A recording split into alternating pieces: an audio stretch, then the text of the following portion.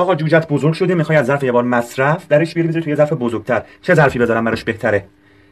کوچیک باشه، بزرگ باشه؟ تا آخر این ویدیو با من همراه باش، میخوام بهت بگم که بهترین ظرف رو انتخاب کنی. خب طبیعتا شما میرید دنبال همچین ظرفی یا همچین ظرفی. حالا کدوم؟ آقا این ظرف نه. چرا؟ چون ارتفاعش بلنده، حجم خاک بیشتری میگیره. یعنی اگر حلزونتون سایز نیم سانت یک سانت باشه، میره داخل اون خاک، 2 روز دیگه این خاک خراب بشه، باید 1 ساعت از توی این خاک جوجه حلزون گیر بیارید بخواید خاکو عوضش کنید. و چون ارتفاعش بالاست، حلزون میچسبه به سقف. وقتی که شما غذا میریزید این تو، تا این حلزون بفهمه غذا ریختید 1 ساعت طول میکشه تا بیاد اون غذا رو بخوره. پس سرعت رشد حلزون رو این باکس توی سایز نیم سانت یک سانت کم میکنه. یعنی برای دومین ظرف این ظرف مناسبی نیست. بهترین ظرفای مایکروویوی هست که ارتفاعشون تقریبا میتونم بگم بین 5 تا 7 سانت 10 سانته. شما کف اینو یه لایه خاک تقریبا نیم سانت یک سانتی میریزید.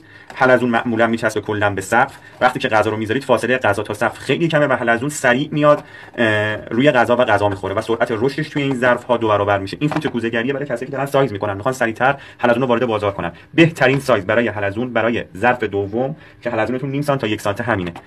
یا علی بفرست اونی که به این ویدیو نیاز داره.